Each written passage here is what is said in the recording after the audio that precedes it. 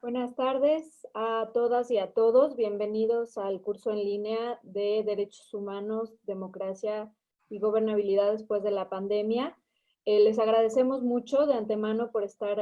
aquí con nosotros, habernos hecho un espacio en sus agendas, a pesar de que no era el día programado. Y bueno, solamente para inaugurar la sesión número 8, tenemos el día de hoy a cargo de Lisa Sánchez, con la ponencia Punitivismo, Excepcionalidad y Tensiones Autoritarias.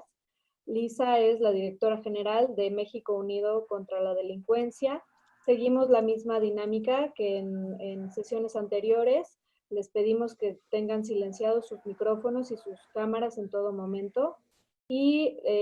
si tienen alguna pregunta, comentario para la parte final, les pedimos que la vayan anotando en el chat de su lado derecho. Y sin más, le dejo la palabra a Jacobo para la introducción. Gracias. Gracias, Mariana, y gracias a todas y todos. Lisa, muchas gracias por haber aceptado la invitación de la Cátedra Mandela, de la Coordinación de Difusión Cultural UNAM, para sumarte a este curso que estamos organizando sobre derechos humanos, democracia y gobernabilidad en el mundo de la post-pandemia. Lisa es directora, es el cargo, supongo, directora o presidenta, directora de México Unido contra la Delincuencia,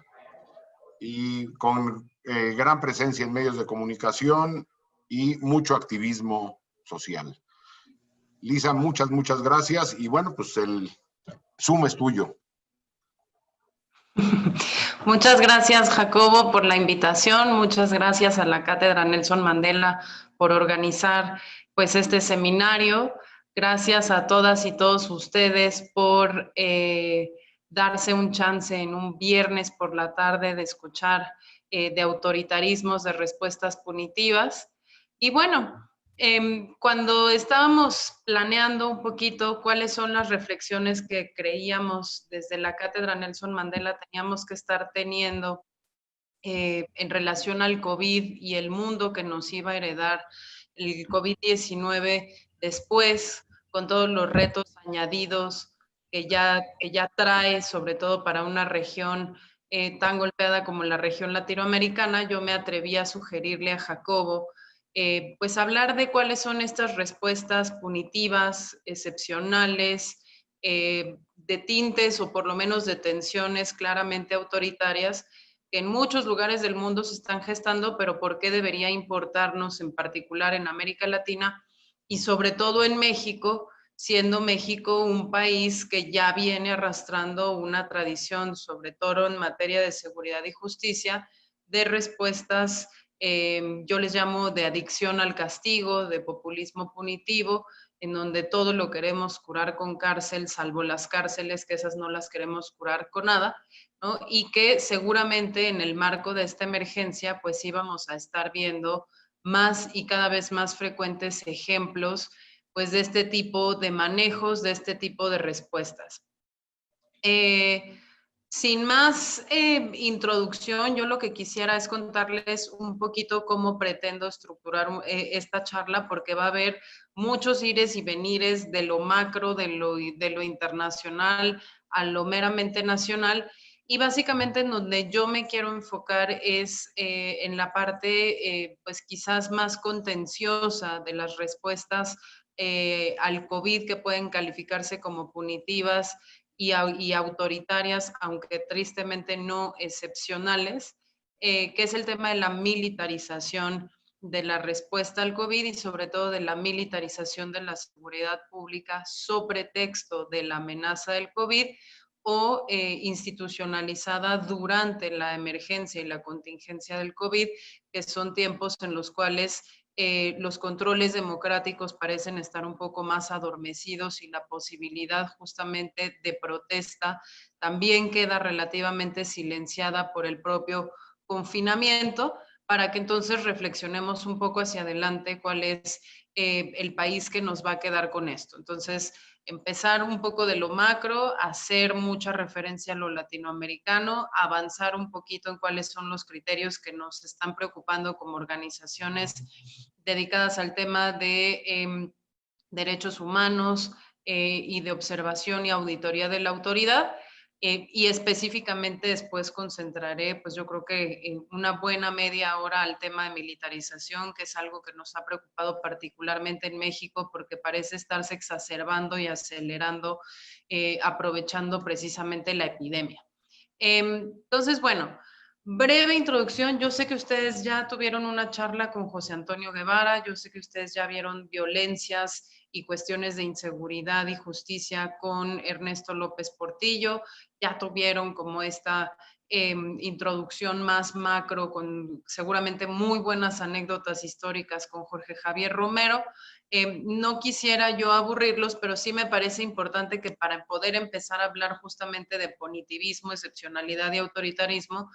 pues empecemos con esta breve caracterización de los estados y las sociedades a donde está llegando a instalarse el COVID-19 y en particular, pues cuál es el análisis que nosotros hacemos de por qué América Latina y México en particular parecen ser tierra fértil para estos fenómenos que se están catalogando de punitivismo o tensiones o tendencias autoritarias en el manejo de la pandemia, y que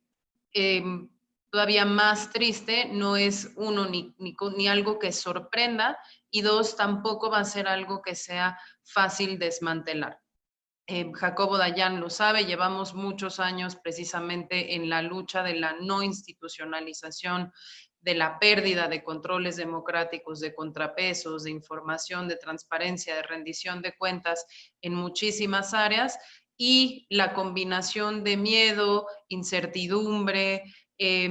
hartazgo, ganas de eficiencia, de respuestas claras y de regreso a la normalidad que trajo precisamente la crisis del COVID, pues están siendo un caldo de cultivo muy interesante para una opinión pública que está más próxima a premiar este tipo de acciones de tendencia autoritaria, de tendencia punitiva, que precisamente pues las respuestas un poquito más integrales, basadas en ciencia y evidencia, que a lo mejor no requieren que claudiquemos en tantas libertades y derechos, pero que no son vistas o no son percibidas como útiles o efectivas en tiempos en donde además manda la inmediatez. Entonces, lo primero es esta brevísima caracterización de esos estados y sociedades a los que llega el COVID. Los estados latinoamericanos para ninguno de ustedes es ningún secreto. Veo además por aquí caras conocidas con las que he compartido además bastantes batallas en organismos multilaterales, en instancias internacionales. Pues los estados latinoamericanos han sido tradicionalmente oligárquicos, débiles, con una baja capacidad recaudatoria, incapaces de lograr, digamos, un alto grado de cohesión social entre distintos grupos sociales. Son estados que de alguna manera no consiguen desarrollar del todo la capacidad para ejercer sus funciones más básicas, ¿no? Incluyendo, por ejemplo, el grado de presencia, afianzamiento, control territorial, muchas veces incluso en ausencia de retos o choques externos como el COVID, ¿no? Que hacen que enfrenten de manera constante y casi permanente retos de gobernabilidad, ya sea a nivel municipal o a nivel regional, o incluso pues ya en extensiones territoriales bastante más grandes.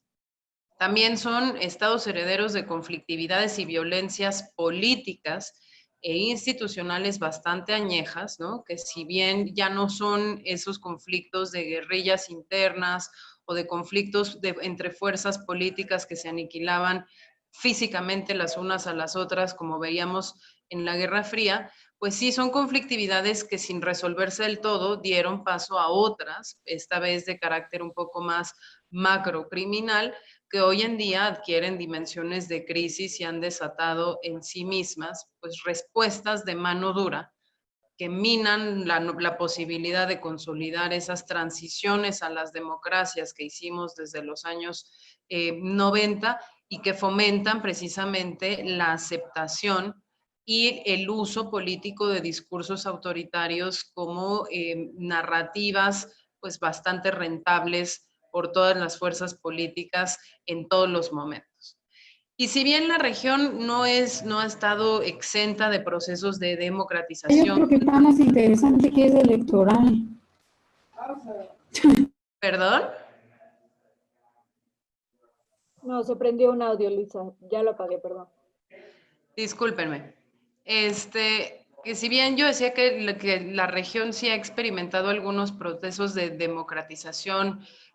si los quieren, entre comillas, más o menos exitosos, dependiendo de los países y los años, ¿no? Tras décadas de regímenes dictatoriales, que pudieron ser abiertamente militares o no, como en nuestro caso, pues todavía vivimos bajo estructuras estatales que con muchísima frecuencia recurren a medidas pues de cuestionada legalidad, más aún de cuestionada convencionalidad, ¿no? Cuando los cauces institucionales no logran resolver esas conflictividades o no logran acomodar los distintos intereses que se van presentando dentro de los distintos grupos políticos, los distintos grupos de interés, las élites económicas y sus mismas burocracias, cuando no logran tampoco resolver pues toda la conflictividad social que de manera cotidiana se genera en un contexto donde existen además no solo estas rencillas políticas, estas instituciones apropiadas de manera individual, esta democracia maltrecha, sino existen también la pobreza, la desigualdad, la victimización, el conflicto interno, el desplazamiento, la migración, el cambio climático y todas las cosas que ustedes le quieran sumar a esa olla de presión.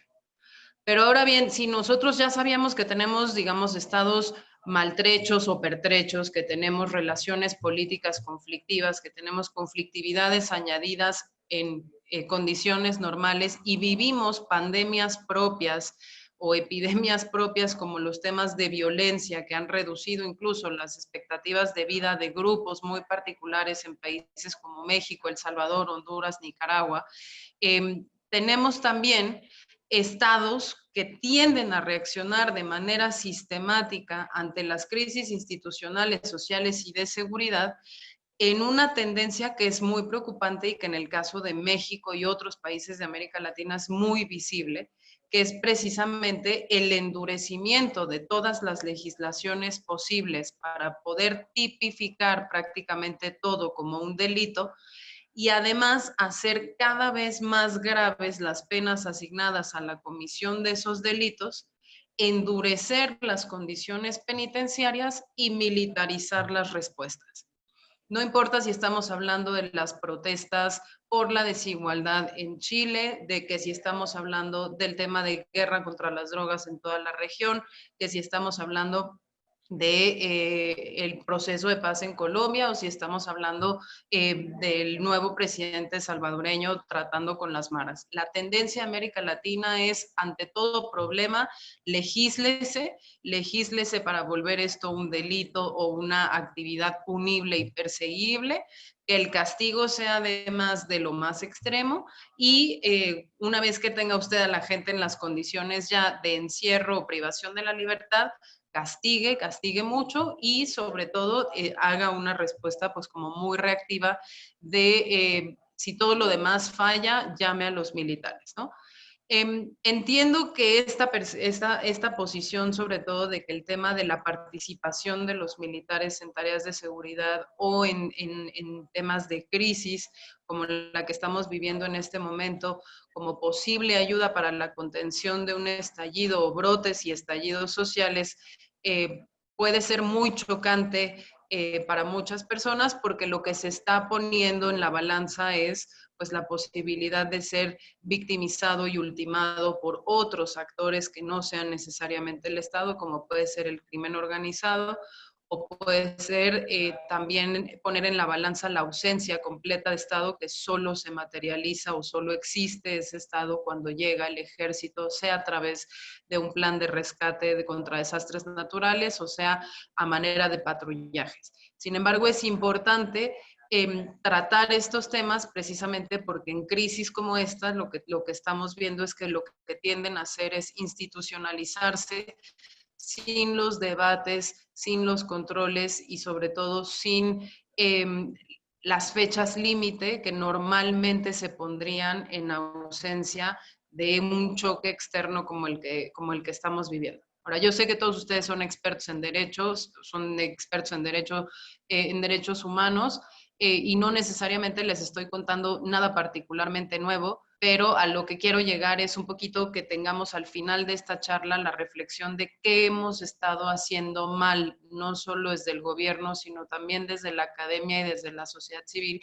que no hemos podido cambiar el curso de lo que parecerían ser profecías autocumplidas y al contrario, cada que estamos enfrentando un escenario de incertidumbre, terminamos incluso nosotros mismos validando estos discursos de castigo, de excepción, de pérdida de libertades y derechos y de decisiones tomadas o por la vía de un solo partido o por la vía de un gobierno mayoritario o una sola persona, sin necesariamente activar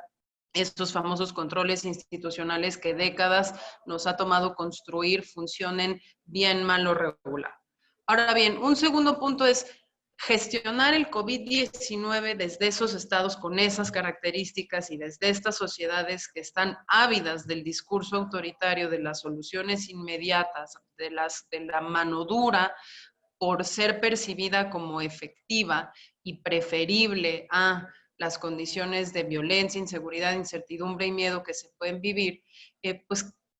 es un reto en sí mismo. Gestionar esto en estos estados con estas sociedades plantea muchísimos retos y plantea más de un dilema para los que estamos un poco intentando observar que permanezcan los derechos humanos, que se garanticen, que se puedan ejercer y que no tengamos precisamente que escoger entre perder o restringir lo ganado y poder de todos modos tener una mínima seguridad sobre la salud propia y colectiva y sobre la actividad económica propia y colectiva. O sea, hay distintos retos, yo solamente traigo aquí a subrayar 4, seguramente ya ustedes también los han identificado todos.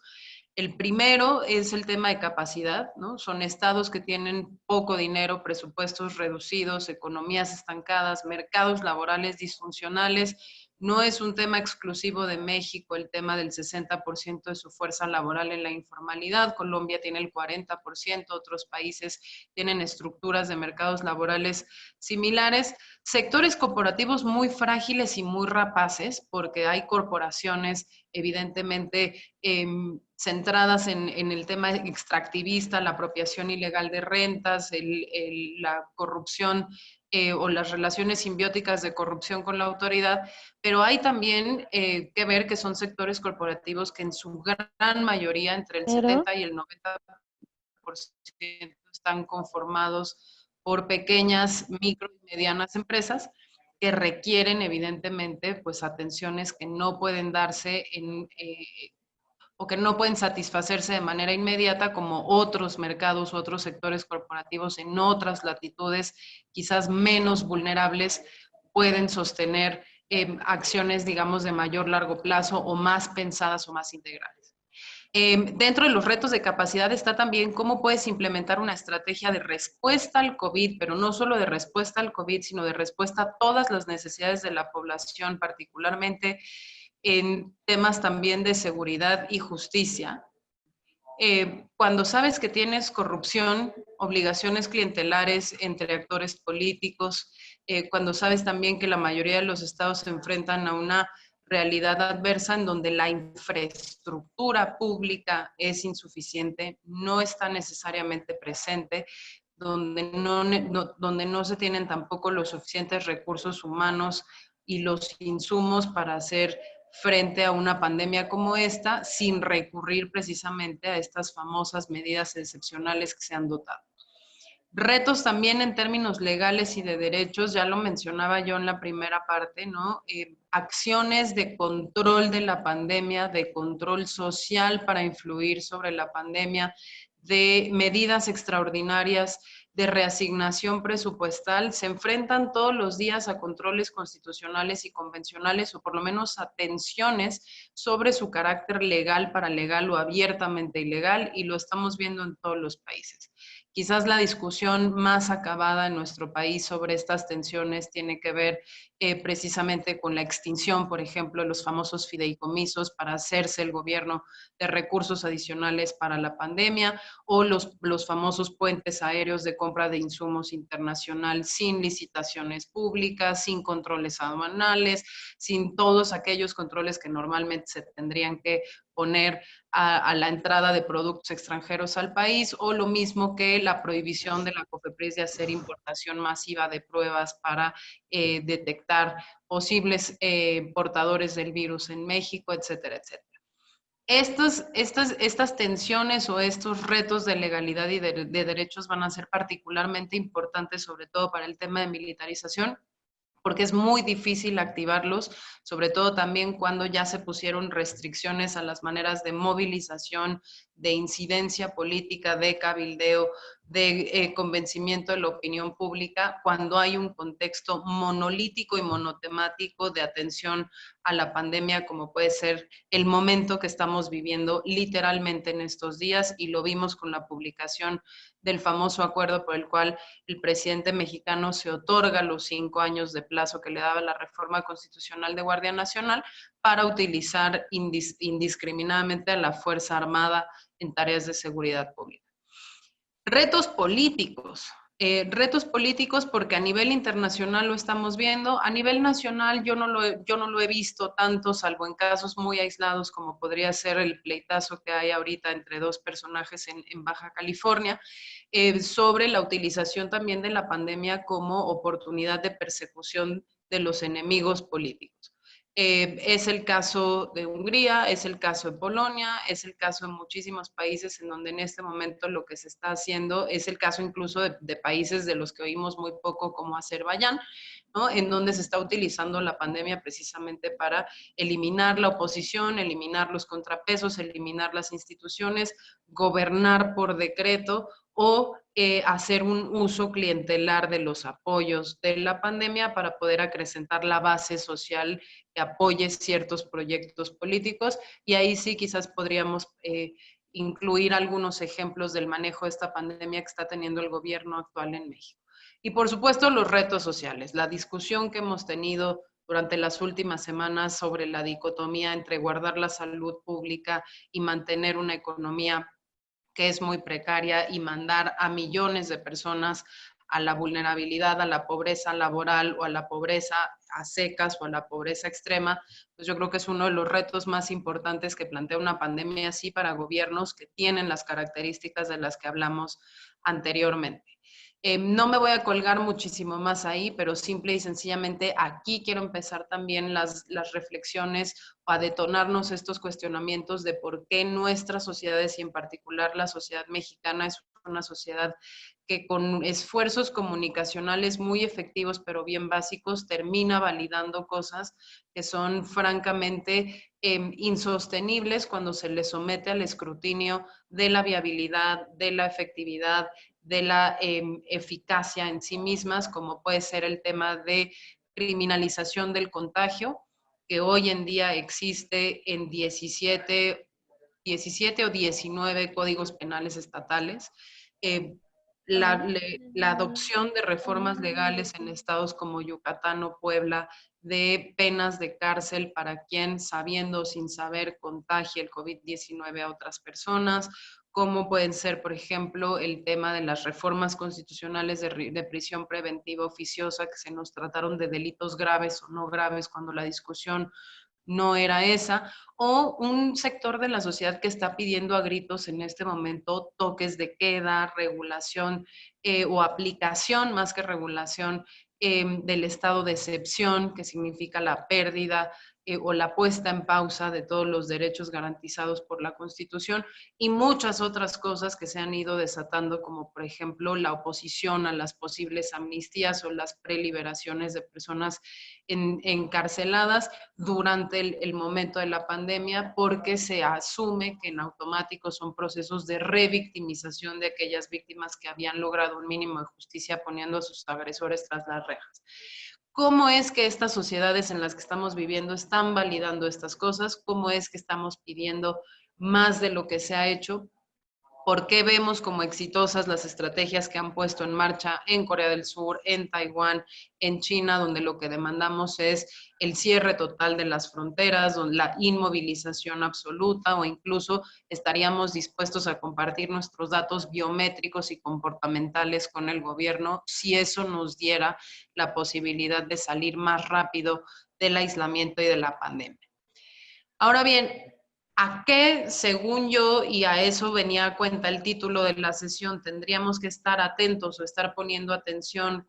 cuando hablamos de un mundo post-COVID-19 o post-confinamiento, por lo menos, porque en lo que encontramos la vacuna seguramente viviremos ciclos de confinamiento periódico? Pues yo diría que a estas tres cosas, a las respuestas punitivas, ¿no? Que es la demanda de castigos específicos por conductas cada vez más amplias, la aplicación de medidas de vigilancia por parte de los gobiernos que implican el ceder parte de mi derecho a la privacidad, a la intimidad, y el colectivo ceder también en derechos conquistados de no intervención de las telecomunicaciones, por ejemplo, las restricciones excesivas a la movilidad, como podría ser el cierre de fronteras, el no ingreso de nacionales o extranjeros, la cancelación, por ejemplo, de derechos de tránsito para personas migrantes, refugiados o en búsqueda de asilo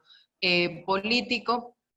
o la misma criminalización de la conducta, la publicación, por ejemplo, de registros de personas positivas o que fueron positivas a la enfermedad y que corren un riesgo enorme de criminalización, estigmatización y agresión por parte de la población abierta. En segundo lugar, el tema de excepcionalidad, todas aquellas medidas que hoy en día se nos están vendiendo como medidas transitorias, pero que están quedando plasmadas en leyes que no requieren, digamos, que requieren mayorías calificadas para ser removidas o que requieren procesos mucho más complicados que en condiciones normales no necesariamente se logran y que en estos momentos se están logrando precisamente por la epidemia, ¿no? En ese tipo de medidas entran las medidas legislativas que quedan entonces inscritas en leyes generales, las reformas constitucionales, los desacatos de órdenes de tribunales constitucionales o de casación, que es algo que está sucediendo en El Salvador, que está sucediendo en Brasil, que está sucediendo incluso en México con temas que no tienen que ver necesariamente con COVID, pero que sí tienen que ver con otro tipo de políticas como el tema de drogas. La erosión de los mecanismos anticorrupción, la destrucción o evasión de los mecanismos de transparencia y rendición de cuentas y los temas de los pesos y contrapesos. Hay muchísimos ejemplos, creo que ustedes los han leído en la prensa todos los días, pero por ejemplo el hecho de que no se esté licitando, el hecho de que no se hable de datos abiertos, el hecho de que no se dé jurisdicción a los órganos ligados por leyes de transparencia, etcétera, significan que hay ya medidas que en tiempos normales no pasarían, consideraríamos inaceptables y que por la excepcionalidad de la pandemia y supuestamente la medida hoy se están institucionalizando. Un claro ejemplo de esto es el tema del famoso acuerdo de utilización de la Fuerza Armada Permanente en México, que tiene que ver con que la única obligación que dimos de rendición de cuentas y transparencia a esos militares es el tema de la participación de sus órganos internos de control, que por cierto no están ligados a las leyes de transparencia de la Administración Pública Federal y que tradicionalmente más bien han actuado a favor del acato y de la protección de los altos mandos del fuero militar y funcionan bajo una lógica de fuero militar. Un tercer nivel de análisis o riesgos o amenazas a las que debemos estar atentas, que son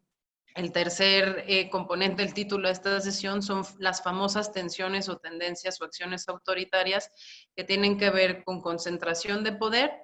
que tienen que ver con destrucción o evasión de contrapesos, que tienen que ver con medidas que abiertamente violan el Estado de Derecho o la institucionalidad, ¿no? Que son medidas ilegales o paralegales que se instalan en el largo plazo. O también tienen que ver con el abandono de la cooperación internacional, la envuelta en la bandera del nacionalismo y el cierre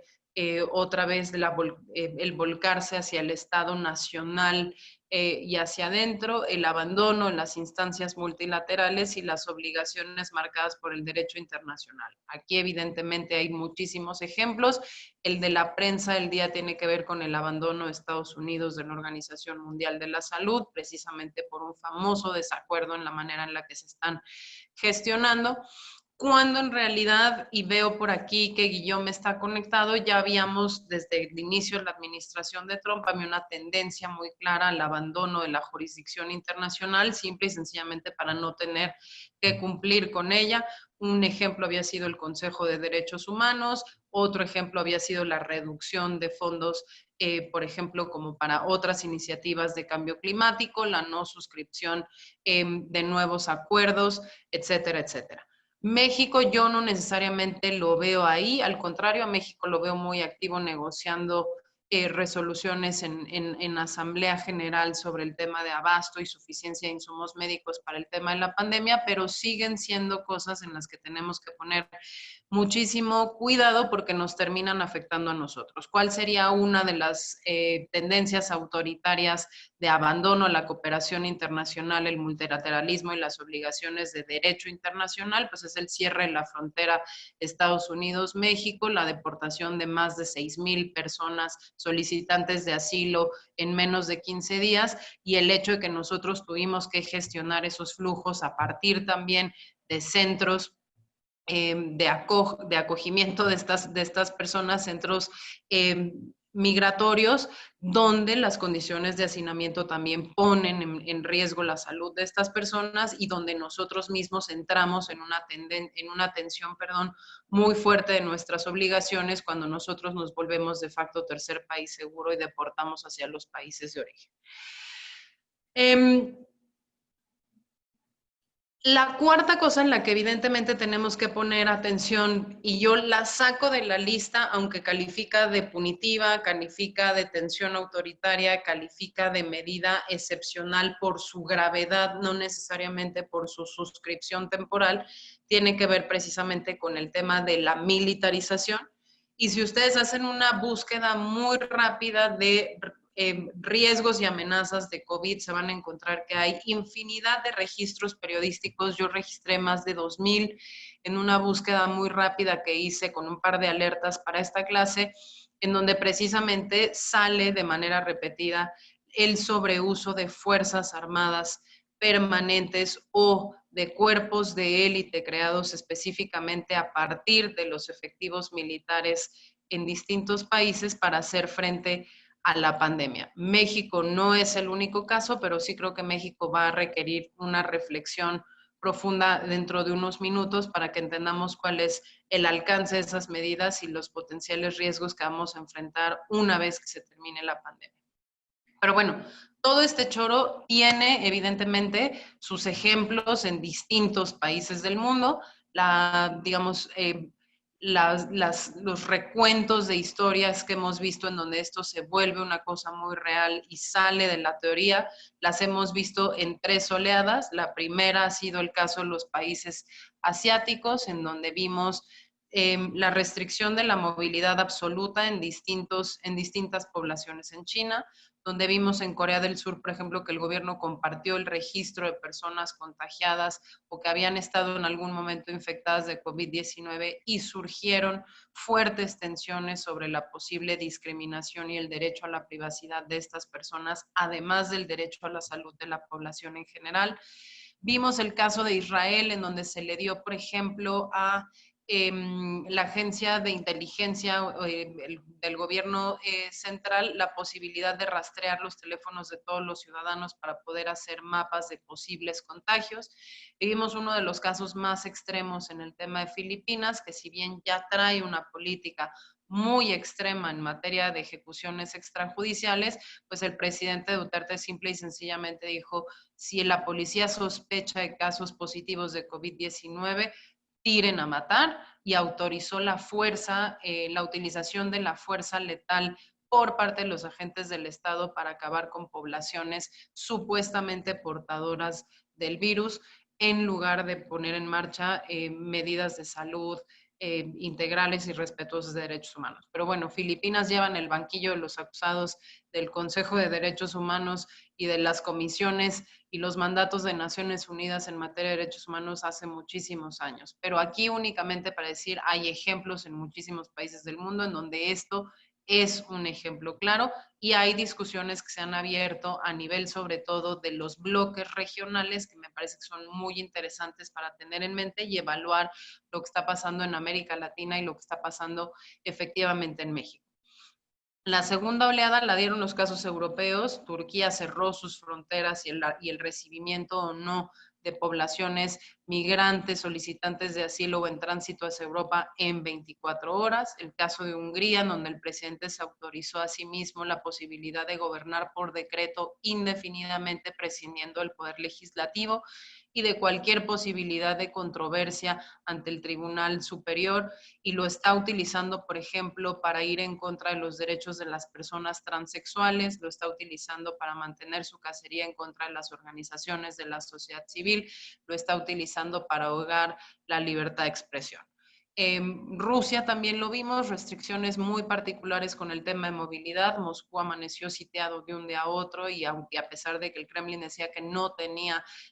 registros de casos y no estaba compartiendo su información con la Organización Mundial de la Salud, pues de pronto apareció una ciudad entera sitiada. Y la discusión en la Unión Europea precisamente sobre todo este tema de derecho a la salud a nivel colectivo versus derecho a la privacidad, utilización de la tecnología para el rastreo de casos, intervención y dónde estaba el límite del Estado frente a los individuos, que desató importantísimas discusiones, por ejemplo, en países como Alemania, en países como Italia, y que trajo, o en países como España, en donde también se reavivaron las tensiones entre las distintas autonomías y el gobierno central. Y en el caso de América Latina, pues son todas estas tensiones, ¿no? La de tecnología, la de derechos individuales y ponderaciones de derechos colectivos, el tema de la intromisión del Estado versus la capacidad del individuo de mantener una vida y una dinámica propia, combinados con los temas de las crisis de violencia e inseguridad, que además para casi todos los países bajaron los niveles de victimización durante el confinamiento, menos para México, donde aunque se reduce la velocidad del fenómeno de homicidios, el número de víctimas netas mes por mes sigue subiendo, y donde además preocupa que en los últimos meses el homicidio de mujeres sube aún más. Pues América Latina tiene tendencias todavía más preocupantes, como sería, por ejemplo, el caso de Brasil, donde también se está utilizando o legitimando la brutalidad policial, sobre todo en las favelas, con el pretexto de hacer cumplir las cuarentenas y los toques de queda, y se está asesinando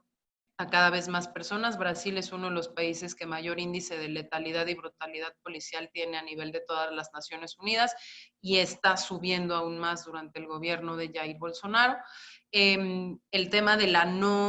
negación y la no creencia en la ciencia, y por lo tanto la renuncia de 2 ministros de salud en lo que va del año por el manejo político de una pandemia que sí tiene base científica y que debería tratarse desde ahí. El tema de Bolivia, en donde se han suspendido las elecciones, donde tenemos una presidenta interina, Janine Áñez, que ha aprovechado la pandemia específicamente para beneficiarse de un periodo interino más largo y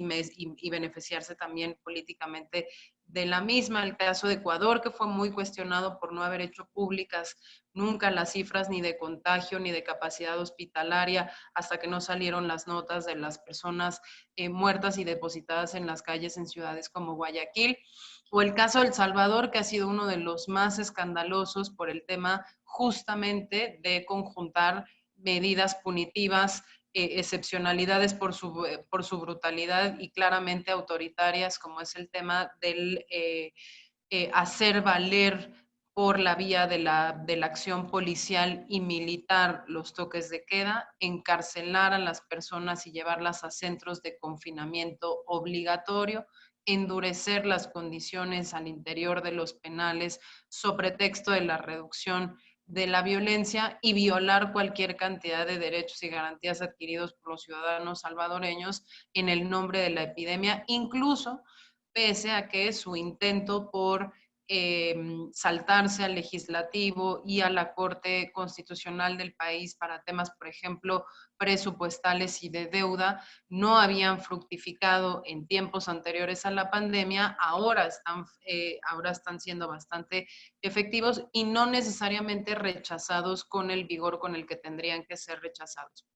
Únicamente ha habido un esfuerzo muy coordinado de organizaciones de la sociedad civil salvadoreñas y hondureñas que han llevado a los mandatos interamericanos y de Naciones Unidas en materia de derechos humanos, el caso no solo de las prisiones y de la brutalidad policial, sino también el caso de la persecución activa de los activistas y defensores de la tierra, el territorio, las comunidades más vulnerables, que siguen siendo además masacrados en el contexto de COVID, lo mismo que está sucediendo en Colombia y lo mismo que sucede en algunas partes de México, como podría ser Michoacán y Guerrero. Casos, digo, hay más, el caso de Nicaragua, el caso de Guatemala, los casos incluso del Perú y de Chile, donde se tiene un poco puesta en pausa la aprobación de la nueva Constitución y donde además se legitimó la idea de la no protesta callejera que tenía precisamente al presidente bajo muchísimo escrutinio por el miedo de contagio de COVID y por las contingencias y las jornadas de sana distancia que se autorizaron también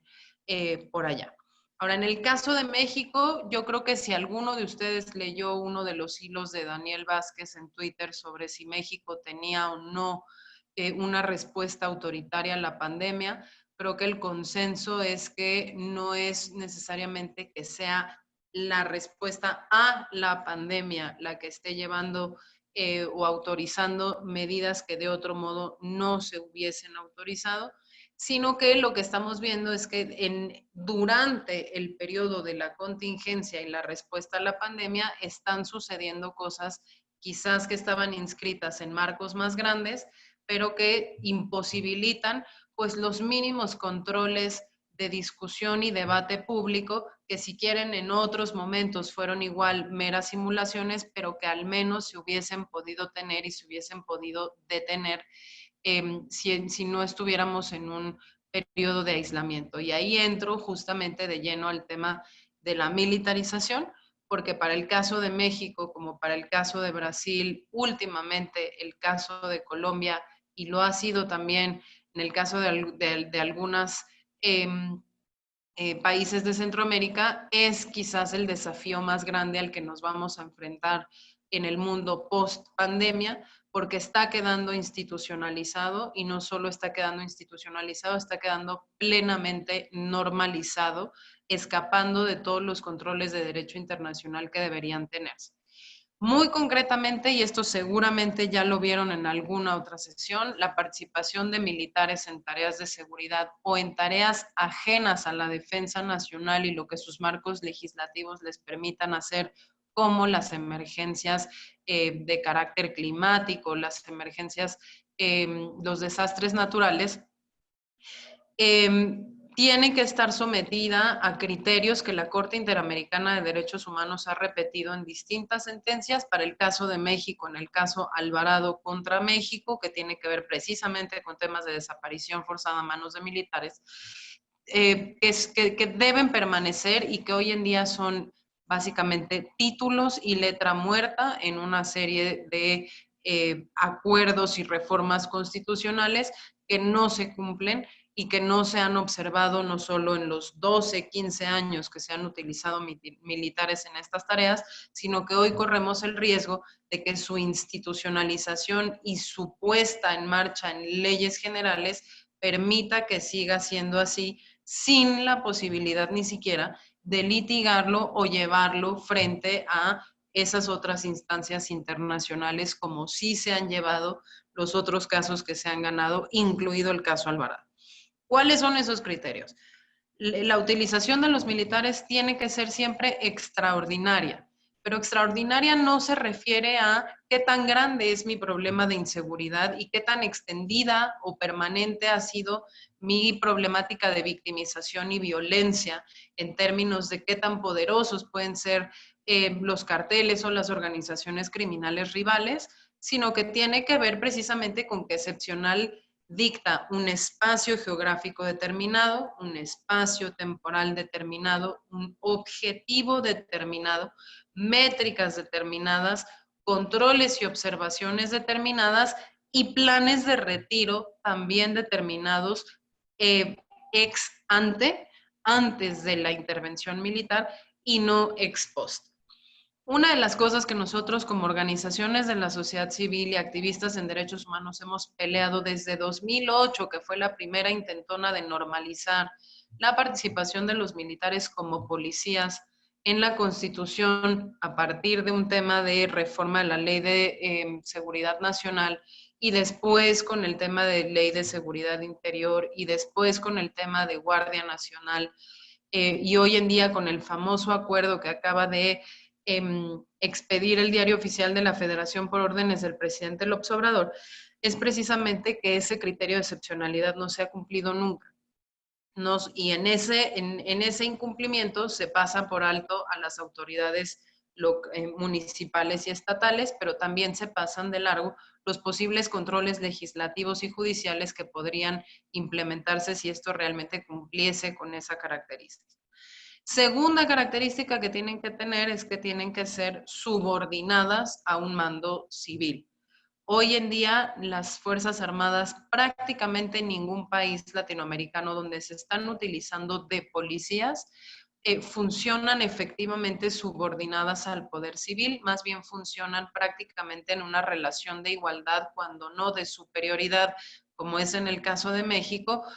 lo que hace que vivamos un proceso de profecía autocumplida, de mayor vulnerabilidad y mayor debilidad de esa autoridad civil que tiene la obligación constitucional de hacer frente a las situaciones extraordinarias, como podría ser la policía, pero podrían ser también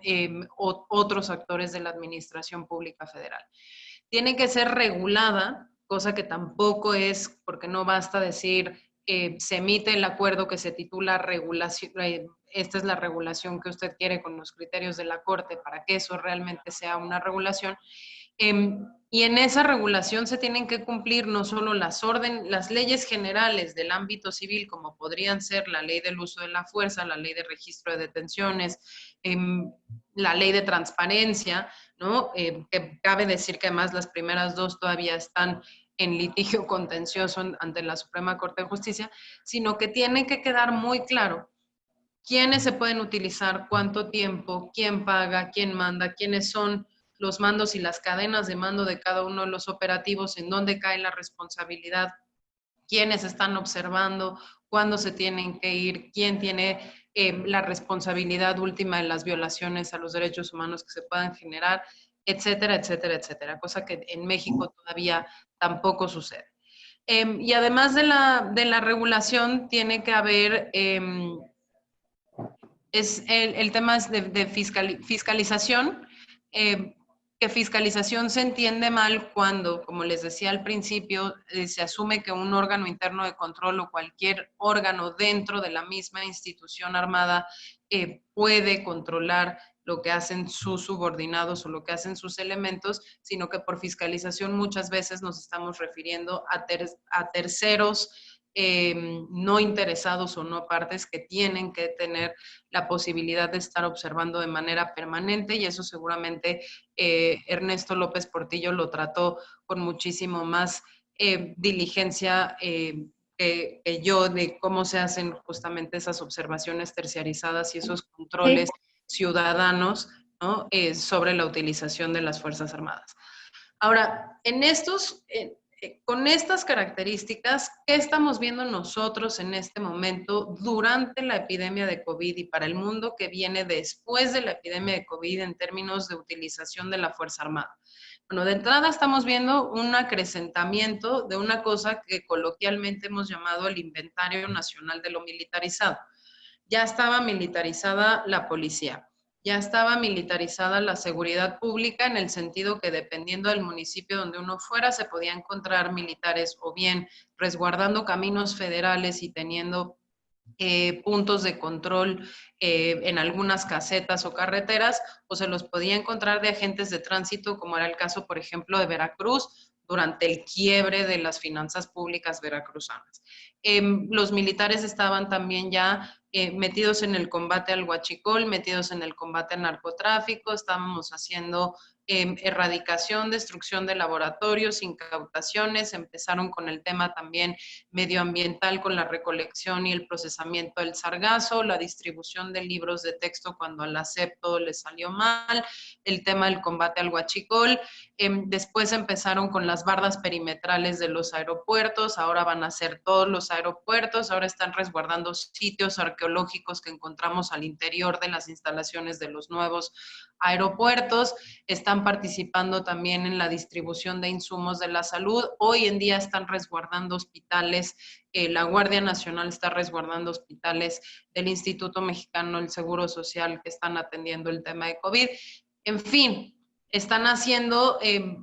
eran pipas eran los transportistas de las pipas de gasolina cuando la crisis de desabasto. Hay cada vez más cosas que están tomando bajo su mando los militares y que no tiene que ver con una queja pueril del, pues es que si los civiles no pueden y los militares sí, porque tienen mejores redes de logística y tienen muchísimo mejor alcance y mejor infraestructura que lo hagan ellos. No es solo esa discusión, es que a partir de que les damos más y más atribuciones y más responsabilidad, les damos más recursos, ¿no? Una de las cosas que también hemos puesto sobre la mesa con los riesgos de la militarización es que los militares cobran como militares y cobran sobresueldos como policías cuando se les utiliza en seguridad pública. Y todo eso en presupuestos públicos que son suma cero terminan siendo en detrimento de una autoridad civil que no tiene ni el equipamiento, ni la profesionalización, ni el número de efectivos para ser una fuerza suficiente y efectiva. Pero además, y como hemos discutido en un esfuerzo latinoamericano que se llama justamente la Red Latinoamericana de Seguridad Incluyente y Sostenible, donde estamos alrededor de 60 académicos y activistas de la región, y ahí una de nuestras prioridades es el análisis de la militarización en América Latina. Lo que nos estamos dando cuenta es que los militares están regresando de manera activa a la participación política de nuestros países. Y en México es muy claro con su participación activa en las mañaneras, en las conferencias mañaneras del presidente, en donde si tenemos que hablar de seguridad, antes habla el general Bucio de lo que habla el secretario de Seguridad Ciudadana. En México lo estamos viendo y lo vimos durante mucho tiempo en épocas del gobierno pasado del PRI, como en realidad los proyectos de ley de seguridad interior salían del jurídico de Sedena, haciendo del Poder Legislativo una mera oficialía de partes que estaba dando trámite a la letra y el espíritu de legislación que querían los militares y donde no se restringía, por ejemplo, el fuero militar y se les seguía permitiendo juzgarse a sí mismos por arbitrariedades y abuso de la fuerza, cosa que nunca ha sucedido de manera exitosa en México, y se les está dando cada vez más posibilidad, ¿no?, de participar en la toma de decisiones de cosas que no tienen que ver ni con su adiestramiento ni con el objetivo de su existencia, y sí tiene que ver con ir minimizando el poder que los gobiernos civiles, tanto a nivel local, estatal y federal, pueden llegar a tener para manejar justamente la vida política del país. Acuerdos como el que sacó el presidente hace 2 semanas en el Diario Oficial de la Federación, aprovechando la oportunidad de la pandemia, son particularmente peligrosos por eso, porque uno, engañan a la población haciéndola creer que en realidad son la consecuencia lógica de un proceso deliberativo, democrático, solventado por la vía legislativa, como fue la reforma constitucional de Guardia Nacional. Engañan a la población también haciéndole creer que hubo un consenso pluripartidista y nacional por la ratificación de las 32 entidades del proceso de reforma constitucional de Guardia Nacional. Engañan a la población sobre su constitucionalidad y sobre su convencionalidad, porque en realidad al ser reformas constitucionales se mina la posibilidad de retar precisamente la constitucionalidad y la convencionalidad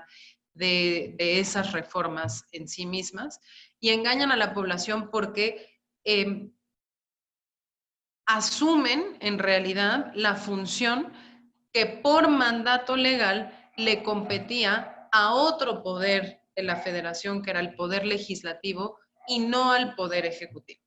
El acuerdo no tenía que ser un acuerdo, el acuerdo tenía que ser una regulación secundaria a un quinto transitorio de una reforma constitucional que tenía que emitir el legislativo federal en un plazo que el mismo legislativo federal se dio a sí mismo y que venció hace meses, y que hoy está supliendo el ejecutivo, dejando además un vacío regulatorio que no se llena por el hecho de que el famoso acuerdo diga: vamos a utilizar de aquí al 2024 a la Fuerza Armada Permanente como policías de manera subsidiaria, extraordinaria, regulada y fiscalizada, únicamente por tenerlo en el título, sin desarrollarnos y decirnos cómo se va a regular, cómo se va a fiscalizar, qué significa extraordinario, y además poniendo en letra que la autoridad civil deberá coordinarse con la autoridad militar y no la autoridad militar subordinarse a la autoridad civil. Este tipo de acuerdos terminan siendo muy peligrosos porque entonces son la legislación, las reglas y la forma institucional en la que el país va a funcionar de aquí al 2024, sabiendo que en tiempos normales no se hubiese permitido sacar un acuerdo así, y sabiendo además que en tiempos normales a la representación, al constituyente legislativo, no al constituyente, pero al poder legislativo constituido, le parecía inaceptable. Es decir, tener al ejército haciendo de policías cuando lo que se había logrado era autorizar una Guardia Nacional Civil que pudiera construirse de manera lenta y paulatina durante todo el sexenio, y mientras esta fuerza se constituía con esas características, se pudiera usar de manera muy puntual y muy quirúrgica a las Fuerzas Armadas para determinadas cosas en donde la suficiencia policial de determinadas regiones no diera para el tipo de amenaza que se tenía que enfrentar. Entonces, hoy en día lo que estamos viendo es, si bien la tendencia de militarización de la seguridad no empieza con este gobierno y mucho menos empieza con la contingencia, sí se está utilizando la contingencia para acelerarla, para institucionalizarla y además para saltarse los controles democráticos y los controles legales que podrían ejercerse en contra de acciones como estas en tiempos normales. Último ejemplo sobre el famoso acuerdo. El hecho de que sea acuerdo y no decreto también ha desatado una profunda reflexión entre los juristas especializados en derecho constitucional, porque el hecho de que sea un acuerdo significa que no es controvertible por la vía de una controversia constitucional, porque no se le da estatuto de ley general. Es un acuerdo, no es una ley general. Ahora, cometieron varios errores al momento de la publicación del acuerdo y es posible entonces armar controversias constitucionales sobre actos administrativos, porque el acuerdo mismo mandata actos administrativos como la famosa coordínense autoridades civiles con autoridades militares. Pero la lógica de este tipo de cosas, que es la que quiero que terminemos de entender, es en un momento de emergencia donde está suspendida la actividad legislativa, donde están suspendidos los ejercicios de parlamento abierto, donde están suspendidas las audiencias, donde la atención mediática y de la opinión pública están concentradas en la epidemia y no están necesariamente concentradas en lo demás, en donde se acuerda en lo oscurito el suplir al poder legislativo por el poder ejecutivo, con un acuerdo que además lleva toda la lógica de saltarse la posibilidad de ser cuestionado judicialmente ante la Suprema Corte de Justicia, y presentarlo además como una consecuencia lógica de un acuerdo nacional entre fuerzas políticas emanado de una reforma constitucional que ya está publicada y por lo tanto tenía y simple y sencillamente que terminar de reglamentarse. Es un juego muy perverso en el que estamos cayendo y que sí va a tener unas consecuencias muy claras y muy específicas para el resto del país que nos toca. Y con eso cierro. La semana pasada veíamos en distintos trascendidos de medios y en redes sociales que había un personaje de la Administración Pública Federal, de la Comisión Nacional de Seguridad, el titular de estadísticas, que había renunciado precisamente aduciendo que no había las condiciones en el país para lograr una reforma policial seria y para implementar el modelo de profesionalización policial municipal que se había creado durante el primer año de esta administración y se estaba cabildeando con el resto de los gobiernos municipales y estatales. Esa misma semana vimos a ese funcionario desdecirse de su renuncia, aduciendo que en realidad no habían sido esos los motivos y que el secretariado seguía trabajando en el mejoramiento de las condiciones para propiciar la famosa agenda pendiente, que es el tema del fortalecimiento policial.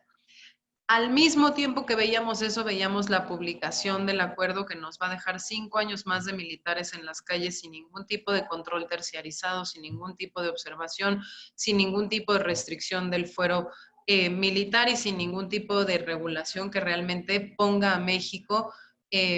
en línea con sus obligaciones de acuerdo a las sentencias de la propia Corte Interamericana y mucho menos que cumplan ya con criterios de excepcionalidad del uso de la fuerza letal que tiene también reguladas Naciones Unidas a nivel de otros instrumentos. ¿Y qué nos queda a nosotros entonces en un periodo en donde la jornada de sana distancia va a terminar en los próximos días, pero sobre un sistema de semáforos donde no nos queda claro si en realidad la actividad judicial va a seguir con restricciones de temas urgentes, por ejemplo, y que para organizaciones como la mía significan la imposibilidad o la posibilidad de controvertir por la vía del amparo estas acciones del Ejecutivo? ¿Cuál es la reflexión final que nos queda entonces después de esta pandemia? ¿La respuesta de México ha sido autoritaria, sí o no? ¿Autoritaria en qué sentido? ¿Ha incrementado el poder que un solo individuo ya tenía? Pues no necesariamente, el presidente ya tenía muchísimo poder, ha monopolizado y ha utilizado políticamente la pandemia, quizás haciendo estas declaraciones de que los créditos en realidad son empleos o haciendo estas aclaraciones con las 5 conferencias al día que hay sobre el tema de laboral, sobre el tema sanitario, sobre el tema de seguridad. ¿La respuesta en México ha sido efectiva, no ha sido efectiva, tiene consecuencias de largo plazo? Pues no sé, y lo que me gustaría quizás escuchar de ustedes es cuál es la reflexión por la cual nos pasan estas cosas, las aceptamos, no hacemos nada al respecto y normalizamos que en épocas de crisis y que llevamos muchos años de crisis, por lo menos en materia de seguridad, sigamos aceptando más y más restricciones a nuestros derechos, al Estado de Derecho, a la legalidad, al funcionamiento institucional, con la posibilidad o no de que la pandemia sea resuelta en el menor tiempo posible, o simple y sencillamente pues resignados a la idea de que no queda otra vía más que la vía del manodurismo, del punitivismo, de lo excepcional, porque al final del día nuestras condiciones no son las condiciones de otros países y no podemos aspirar a tener un Estado de Derecho real porque los mexicanos, como diría Peña, somos culturalmente corruptos.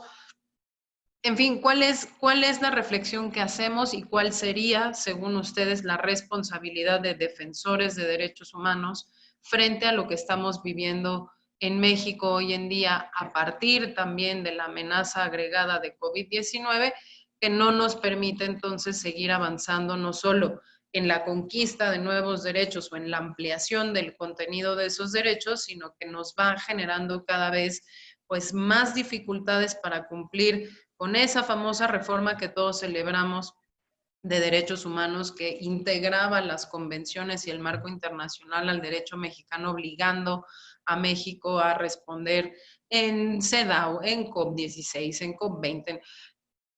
¿Cómo nos quedamos hoy frente a esta pandemia? Con la certeza de que al menos en temas de seguridad y justicia, con este proceso avanzado de militarización que durante la pandemia se institucionalizó y se está queriendo volver ley, nos va a dejar 5 años más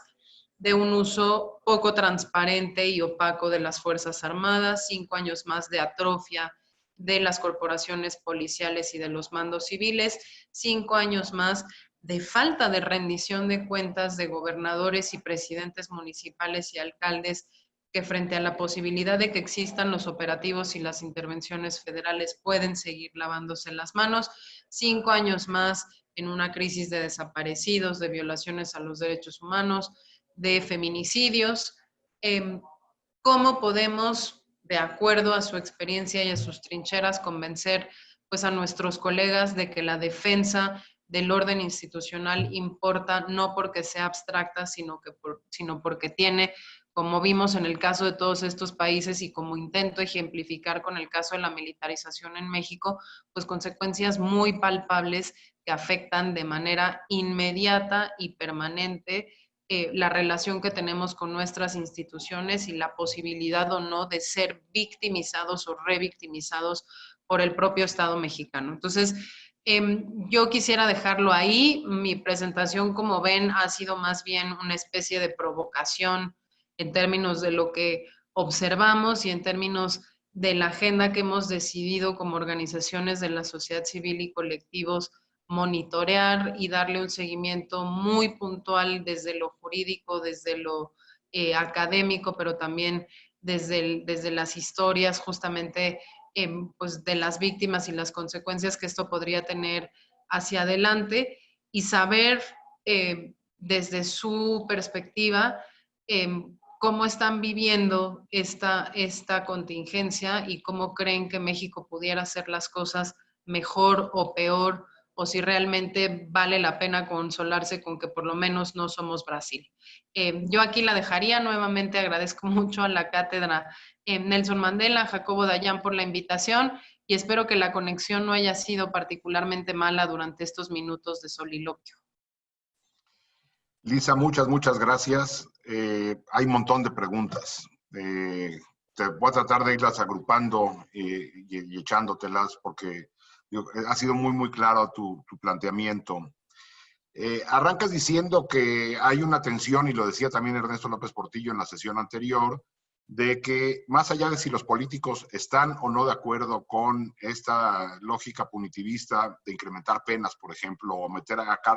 todo es delito grave, entonces todo va a la cárcel, todo es detención. Ocurre en el marco normativo, pero en la realidad acaba siendo una herramienta política, porque los niveles de impunidad siguen siendo prácticamente absolutos. Es decir, hay un incremento de penas, hay un incremento de la utilización de cárcel, pero no hay una reducción de la impunidad. Entonces, hay una lógica ahí muy perversa. La otra, hablando de lo que decías de Europa, pero trayéndolo también a México, lo que esta realidad contemporánea nos está enseñando, y la pandemia, pues otra vez simplemente lo acrecenta, es que los órganos multilaterales que todo el mundo había estado utilizando tampoco sirven de absolutamente nada. Hay un informe de Human Rights Watch muy interesante llamando la atención a la Unión Europea sobre lo que está ocurriendo en Hungría, más allá de lo que está ocurriendo en Hungría. La Unión Europea, que tiene mecanismos para incluso permanecer dentro de la Unión, que tiene que cumplir con asuntos económicos, asuntos de derechos humanos, de medio ambiente, etcétera, tiene cláusulas también democráticas. Y la Unión Europea ha permanecido en silencio ante lo que ocurre en Hungría. Y los órganos multilaterales en América Latina tampoco están funcionando. Entonces, la pregunta sería si este fortalecimiento de lo nacional mina o está evidenciando la inoperancia de los mecanismos internacionales que de por sí todo mundo había utilizado, pero con muy poco margen de maniobra. Uy, es una pregunta bien difícil y bien interesante, y yo tengo que confesar de entrada que tengo dos desviaciones contra las que no puedo hacer nada. La primera es que soy internacionalista y entonces mi tendencia siempre ha sido a apostar justamente por los temas de cooperación, multilateralismo, instituciones y tal. Pero la segunda es porque yo creo genuinamente que la tercera oportunidad quizá del multilateralismo y de estas instancias internacionales que a todas luces son insuficientes, caras, muchas veces inoperantes, muy lentas, y que, para decirlo en pocas palabras, como lo decías tú, Jacobo, terminan sirviendo para nada, ¿no? Es que sí se pueden activar de manera muy estratégica desde una cosa que se ha empezado a llamar como la diplomacia ciudadana. Natalia Saltalamaquia tiene muchas reflexiones al respecto que me parecen muy interesantes, y simplemente lo voy a transmitir desde mi experiencia, que es particularmente la movilización de los organismos internacionales desde el tema drogas. Yo llevo especializándome en sistema de drogas en Naciones Unidas, en Unión Europea y en Organización de Estados Americanos los últimos 10 años. Y la única cosa que te puedo decir que hemos logrado para cambiar el consenso global del prohibicionismo absoluto, por lo menos a la flexibilización de los tratados para la incorporación de obligaciones de derechos humanos, de proporcionalidad, de alternativas al encarcelamiento y demás, en el tema de drogas, que antes no aceptaba ninguna de estas cosas, es el incremento significativo y la cooptación de los espacios de participación de la sociedad civil. Y creo que un ejemplo muy anterior, pero igualmente efectivo, fue el tema del manejo de la epidemia o de la pandemia de VIH-Sida. El multilateralismo o el sistema ONU alrededor de VIH también terminó siendo muy efectivo, por ejemplo, para bloquear los temas de patentes sobre antirretrovirales, sobre costos, temas de discriminación, abolición de leyes de pena de muerte por homosexualidad o criminalización del contagio, precisamente por la cooptación de la sociedad civil. Ahora, no es fácil y requiere un grado de especialización bruto, y a las organizaciones como a la mía les requiere una inversión de tiempo y de recursos humanos que muchas organizaciones de la sociedad civil no pueden hacer, y que muchas instituciones académicas tampoco pueden hacer, y frente a la posibilidad de ser efectivos en lo inmediato y en lo nacional, o aventarse una bronca de 10 años, a ver si dentro de 10 años lograste cambiar algo, muchas veces terminan optando por lo segundo. Pero específicamente en estos temas de militarización, autoritarismo, punitivismo, más y más y más y más penas, las únicas veces que hemos logrado verdaderamente restringir las intentonas de los distintos gobiernos mexicanos por hacerlo de manera abierta, descarada y legal, ha sido cuando hemos activado a todos los mecanismos al mismo tiempo. Recordarás que cuando nosotros estábamos oponiéndonos a la aprobación de la Ley de Seguridad Interior, todos nuestros partidos en lo oscurito pactaron, incluidos gente que hoy está dentro de la llamada Cuarta Transformación, como Barbosa, que presentó su propia iniciativa de Ley de Seguridad Interior y como presidente del Senado pactó con el PRI, con el PAN, para poder llevar este tema hacia adelante, pese a que el bloque al que entonces él pertenecía, que era el PRD, iba en contra. La única manera en la que detuvimos esto, después de que pasó por mayoría en el legislativo, fue activando a 16 mandatos de Naciones Unidas, entre relatores especiales, presidentes de comités, asambleas, no sé qué, 16 mandatos de Naciones Unidas que mandaron cartas a la Corte, hicieron alcances de amicus curiae en la Corte, para que la Corte la declarara inconstitucional, porque exponían todas las razones y todas las reglas que eso en el ordenamiento del derecho internacional violaban, y hacían el caso de que México, al haber adoptado en el bloque constitucional el tema de las convenciones, no podía abstraerse de las mismas. Y se gana, ¿no?, al final del día, la inconstitucionalidad y la expulsión de toda la Ley de Seguridad Interior por esa vía, y retomando también los 5 fallos que ya traíamos en sistema interamericano contra el Estado mexicano, justamente por la no contención de la expansión del fuero militar. Entonces,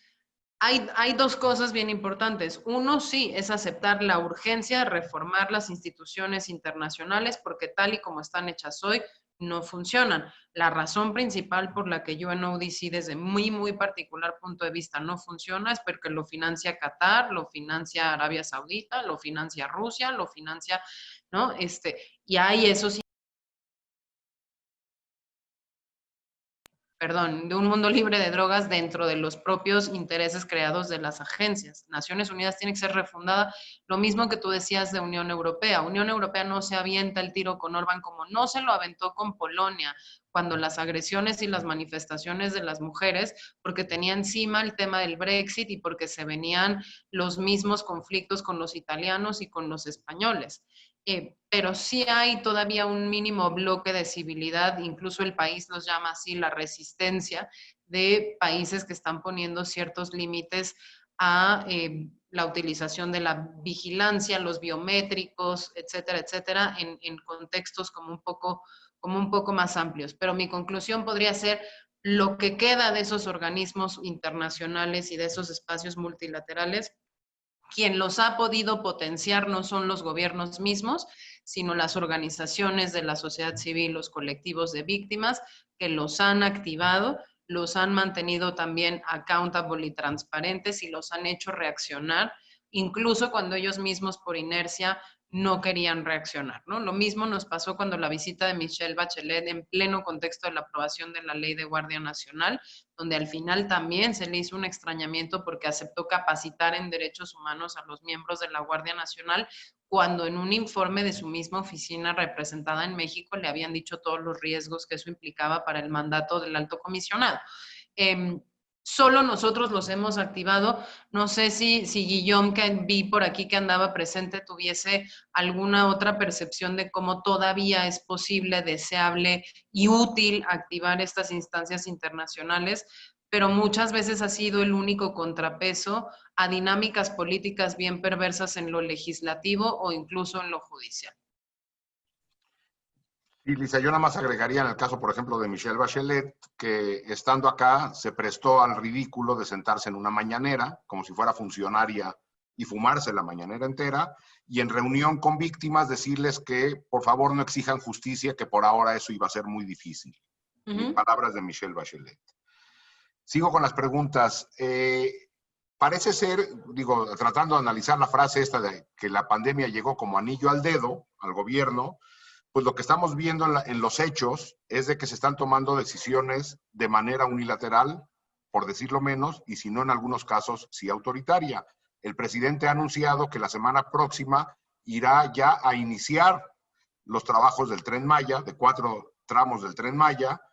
cuando todavía eso está en litigio, donde los pueblos indígenas siguen exigiendo que eso no camine, donde ya Naciones Unidas dijo las consultas que se hicieron no fueron ni libres, ni previas, ni informadas, pero el Tren Maya va más allá de lo que diga quien diga. Lo mismo con temas de militarización, lo mismo con temas de presupuesto, lo mismo con un montón de cosas.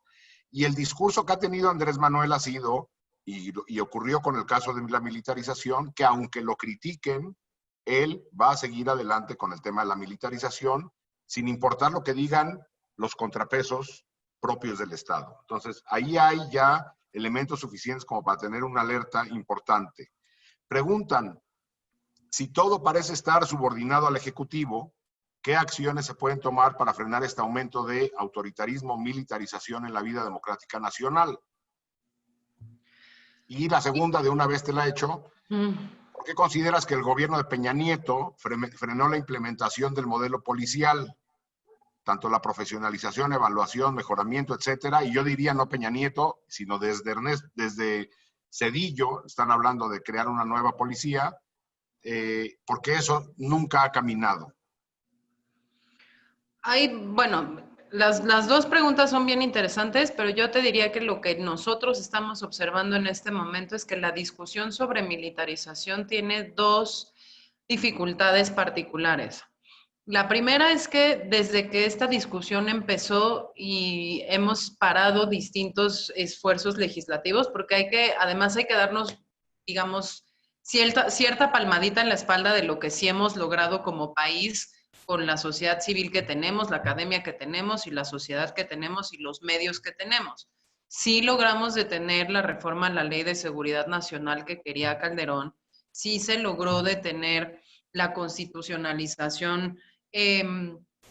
después de la famosa Ley de Seguridad Interior, sí se logró llevar a litigio la constitucionalidad del tema del arraigo, pese a que se hizo reforma constitucional, sí se logró dar una batalla discursiva importante con el tema de Guardia Nacional, y yo en algún momento lo dije así a todo el colectivo en una conferencia de prensa en el Senado de la República. Perdimos la seguridad pública, pero ganamos la Constitución. Y en estos momentos, con gobiernos como los que tenemos, haber ganado la Constitución fue quizás igualmente importante que haber logrado la seguridad pública, porque mantuvimos la posibilidad de litigarlo y de pelearlo durante todo el sexenio, porque cada acto de la Guardia Nacional iba a ser un acto de autoridad en contra de una constitución que había dicho que la Guardia Nacional tenía que ser civil, subordinada, profesional, no sé qué, no sé cuánto. Los dos problemas que tiene esa batalla que hemos ganado en ciertos, más bien, dos consecuencias negativas que tiene esta guerra con todas sus batallitas ganadas, es que siempre hemos sido desde discursivamente y en campaña con las audiencias abiertas, hemos ido desde el no. No queremos esta ley, no queremos esta participación de los militares, no queremos seguir perdiendo la oportunidad de construir policías, no queremos, detengamos esta ley, dile no a la militarización, seguridad sin guerra. Nunca hemos logrado construir un mensaje de que sí, pese a que sí tenemos la ruta de salida y sí tenemos la propuesta de que sí queremos. Pero pasa lo mismo, y es que yo lo veo bien clarito porque a mí me pasó mucho con el tema del advocacy, de la legalización de las drogas. Cuando tú decías legalicen las drogas, la gente te decía que no y la conversación se acababa. Cuando cambiamos los términos del debate y empezamos a decir regulación legal y la gente empezó a asociar regulación con la idea de control, empezamos a cambiar la opinión pública y entonces la gente dijo, quiero que las drogas estén mejor controladas, sí quiero que estén mejor controladas, y ahí la discusión cambió. Y no es que antes no hubiésemos tenido la propuesta, antes la teníamos, pero no teníamos los términos del debate. Creo que en el tema de militarización, hoy en día se nos sigue acabando la conversación cuando el presidente dice 87% de los mexicanos aprueban que usemos al ejército en tareas de seguridad porque se sienten inseguros. Y entonces ahí la discusión se acaba, porque entonces parece que somos tres pelados que estamos en contra de todo por el gusto de estar en contra de todo y no porque genuinamente estamos viendo perdidas décadas de construcción de policías suficientes que quizás nos pudieran ayudar a estar en otro lugar. Entonces esa es una, creo que la batalla discursiva la hemos planteado mal o ha sido insuficiente solo decir que no y tenemos que cambiar ese chip. Y por eso mi provocación era, ¿ustedes por qué creen que seguimos aceptando esto y cómo podemos frasear realmente una alternativa que sea emocionante, viable, compelling, no sé, o sea, como que la gente se identifique con eso y no solo se identifique o te saque el lugar común del prefiero al soldado que al policía porque el policía me extorsiona? Y sobre los controles al Ejecutivo, es que yo sigo pensando que en México hay poca judicatura, pero todavía hay. No, eso no quiere decir que todo se tenga que litigar y todo se tenga que resolver a punta de amparos, pero creo que sí se tiene que activar ese balance y esa división de poderes y que de alguna manera fuimos efectivos con el bloque de contención en el Senado y de alguna manera fuimos efectivos con la Corte. ¿Qué creo que hemos hecho mal para poder contener todos estos actos de autoridad de un ejecutivo tan decidido como es Andrés Manuel López Obrador? Y es que creemos que solo tenemos que ir peleando la batalla que nos compete temáticamente. Es decir, si yo estoy en la batalla de militarización, a mí no me compete meterme en la batalla del nombramiento del ombudsperson o de los ministros a la Corte o de los magistrados a la corrupción.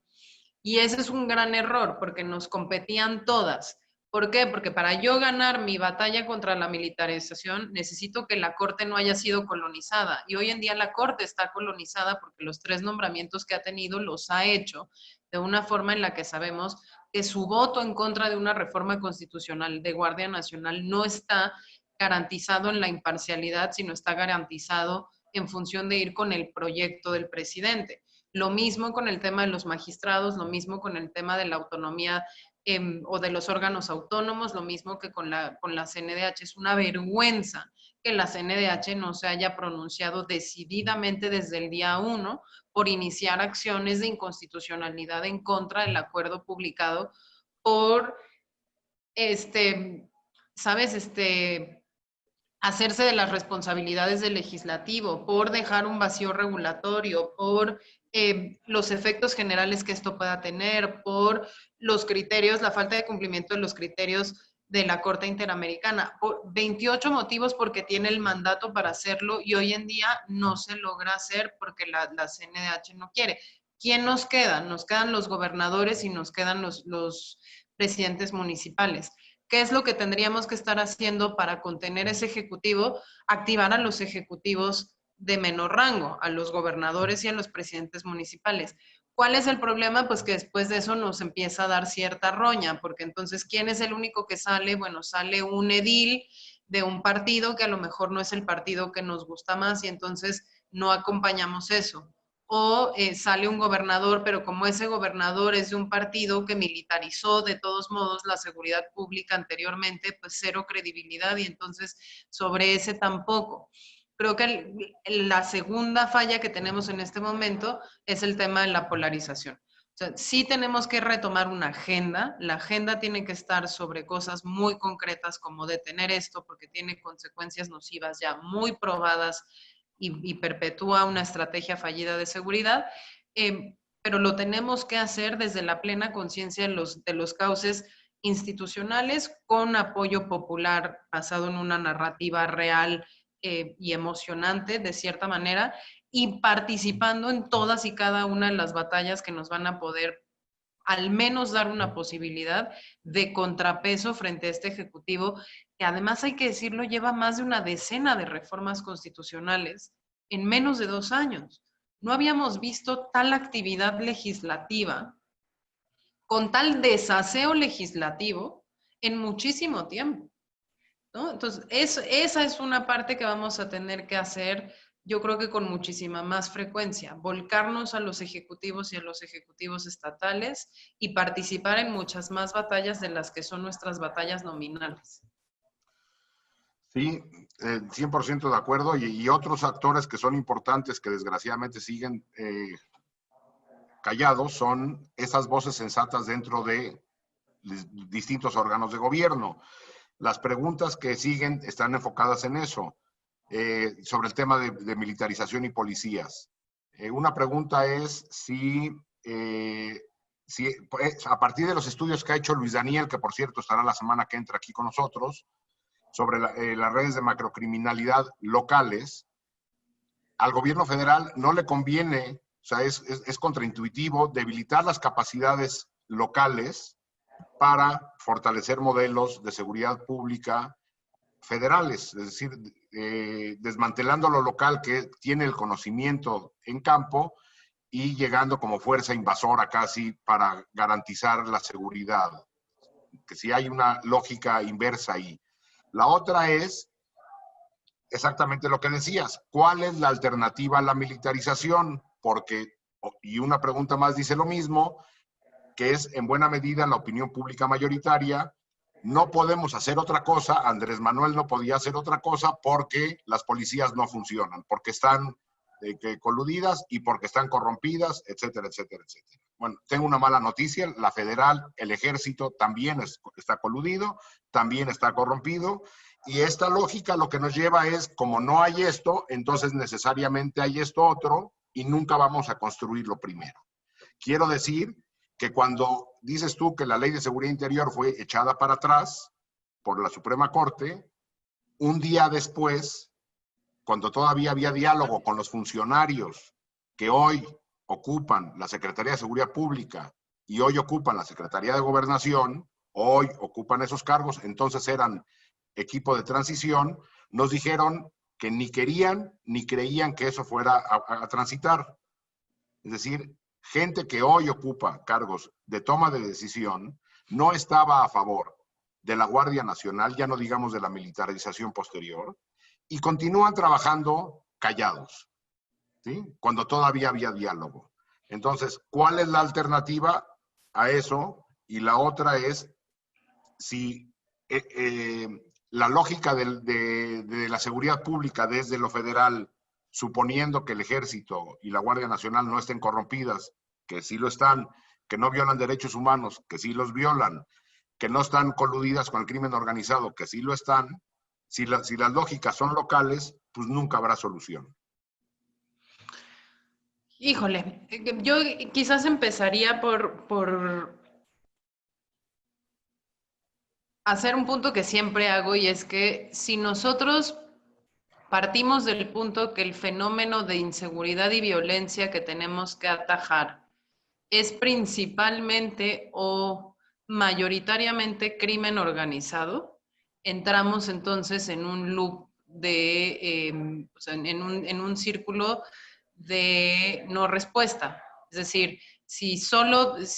el crimen organizado es la principal amenaza en México, entonces necesitas forzosamente tener corporaciones con alto poder de fuego, alto poder de inteligencia, alto poder de coordinación, de despliegue logístico, de aporte tecnológico, que sean capaces de poder volverse un rival digno de organizaciones que están, altamente armadas, organizadas, desplegadas en el territorio y que además cuentan con la venia de cierto sector social en donde están implantados porque funcionan como Estado benefactor frente a la ausencia del Estado en poblados como Badiraguato, ¿no? O sea, la infraestructura que hay ahí la ha puesto el cartel en turno, y lo mismo lo hemos visto durante la pandemia de COVID con las famosas despensas del cartel Jalisco Nueva Generación y demás. Para poder empezar a plantear las soluciones desde lo local como una alternativa viable, entonces lo primero que hay que hacer es que hay que desmitificar que nuestro único problema de inseguridad y victimización tiene que ver con el crimen organizado o con el crimen organizado transnacional. Nosotros desde México Unido lo que hemos visto es que gran parte de la victimización tiene que ver con delitos del fuero común, tiene que ver con dinámicas vecinales, tiene que ver con acciones individuales que no necesariamente están relacionadas con el tipo de crimen organizado que nosotros estamos acostumbrados en las narrativas oficiales. ¿Tiene un grado de organización? Sí, muchas veces son banditas más locales que son capaces de aterrorizar a la cuadra y a la colonia entera, pero no tienen que ver con estas organizaciones de grandes flujos de dinero, lavado de activos, participación en más de una actividad delincuencial, etc. Entonces, por ahí hay una primera cosa. Hay lugares en donde hasta el 80% de la criminalidad neta responde justamente a actores bien locales que nada tiene que ver con dinámicas quizás extraterritoriales o más complicadas de las que nosotros normalmente pensamos. Y ahí sí, la respuesta sí está en lo local, y en lo local en una policía que pueda tener arraigo y respaldo social, como un primer elemento. Segundo, que logre hacer inteligencia social, y eso solo funciona cuando la ciudadanía confía en esa policía, y que logre tener una buena relación con el siguiente eslabón, que es el tema de procuración, administración e impartición de justicia, que son las fiscalías. Gran parte de las razones por las cuales nuestras malas corporaciones o insuficientes o hambreadas corporaciones policiales no funcionan, muchas veces no tienen que ver con el funcionamiento de la propia policía, sino con que está rota su relación con las fiscalías. Ejemplo, nosotros nos fuimos a monitorear agencias del Ministerio Público en Puebla durante 3 años, y ahí nos dimos cuenta que los policías, por ejemplo, sí estaban encontrando los autos robados en un periodo menor a 24 horas, porque sí conocían sus cuadrantes, sí conocían las dinámicas delincuenciales, sí sabían más o menos cómo se iba a mover determinando si era este modelo o este otro, y lo lograban. ¿Qué pasaba? Que alguien adentro de las fiscalías había logrado montar un negocio millonario de resguardos, que entonces lo que hizo fue que los procesos de las fiscalías se hicieran insoportablemente largos. Entonces, cuando la víctima lograba sortear toda esa burocracia para que le devolvieran su auto, resultaba que el resguardo le salía más caro que el valor de factura del coche robado originalmente. Es decir, haber pagado el equivalente al corralón le salía más caro que volverse a comprar un coche. Entonces, la gente abandonaba el auto, abandonaba el proceso y abandonaba la confianza en la autoridad. Y esas son cosas que muchas veces no vemos, y cuando nos preguntamos cuál es la alternativa, solo militares, pues resulta que no, que esas cosas nunca se van a arreglar con militares, y que por eso sí hay una apuesta bien importante en el tema de lo local. Ahora, no se necesitan inversiones millonarias. Nosotros, Tres Pelados de México Unido, logramos documentar ese proceso durante una observación ciudadana que se llama Auditoría Social de la Autoridad, ¿no? Y logramos entonces trabajar justamente con la Fiscalía para reducir ese proceso de más de 90 días a 15. A alguien se le acabó un negocio ahí y entonces ahora resulta que esa fiscalía funciona mejor y la policía tiene mejores niveles de aceptación porque sí hacían su chamba, pero a alguien se las bloqueaba. Lo mismo sucede con la investigación del delito y el Ministerio Público o estas cosas que vemos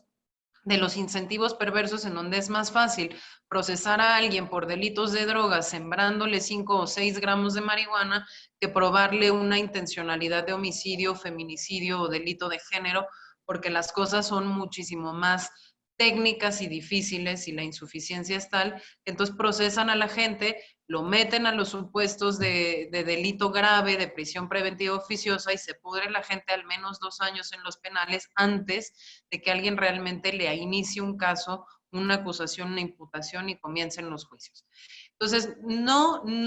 no todas las soluciones locales están pensadas para esa narrativa de crimen organizado que tenemos en la cabeza, que legitima a los militares como única solución. Hay un montón de posibilidades para trabajar con las policías locales que no significa convertirlos en CSI, ni Robocops, ni nada particularmente sofisticado. Simple y sencillamente no disminuir tu fuerza presente en el territorio por malas negociaciones sindicales de descanso de 48 por 24, ¿no? Por ejemplo, que hay muchos estados, Tabasco durante mucho tiempo tenía 1/3 de su fuerza policial desplegada todo el tiempo porque las negociaciones con el sindicato les habían dado 48 horas de descanso por cada 24 de jornada. Yo no tengo nada en contra de los derechos laborales, si ese es el derecho laboral está bien, pero entonces la fuerza laboral de Tabasco tendría que haber sido 3 veces su tamaño para lograr la suficiencia en términos de seguridad. Es decir, hay cosas de ese estilo que se pueden hacer. Ahora, segundo, sí, cuando hay redes de macrocriminalidad, de pronto sí es un balazo en el pie, pero recordemos también que han sido muchísimos balazos en los pies que la autoridad se ha dado por esta adicción al punitivismo. Ejemplo, los delitos de drogas. Cuando a alguien brillante se le ocurrió que teníamos que partir los delitos contra la salud en delitos concurrentes entre estados y federación y delitos exclusivos de la federación y hacerlo por cantidad, dinamitó la capacidad de la Agencia de Investigación Criminal de la entonces PGR para saber cuántos carteles había y cuáles eran las redes de distribución locales, porque el narcomenudeo se volvió una cosa de persecución de fiscalías locales que metían un montón de banda a la cárcel, pero no entregaban un carajo de inteligencia y entonces de pronto no supimos cómo de tener registro de 11 o 20 organizaciones criminales dedicadas a la droga, de pronto aparecieron más de 400. Y eso fue por una adicción al castigo, porque había que castigar a más gente y había que hacerlo desde los tribunales locales y desde el sistema penitenciario local, porque no se estaba haciendo lo suficiente desde la federación, pero había de todos modos que darle a la federación la capacidad de jalar el caso cuando le diera la gana, porque arbitrariedad, ¿no? Entonces creamos más delitos, más penas, menos excepcionalidad, cada vez más cultivadores, usuarios y tal a la cárcel y ni un solo resultado realmente en temas ni de inteligencia ni de control de redes, ahí sí, transnacionales, dedicadas a tráficos ilícitos, ya no solo de drogas, sino de bastantes más cosas. Entonces,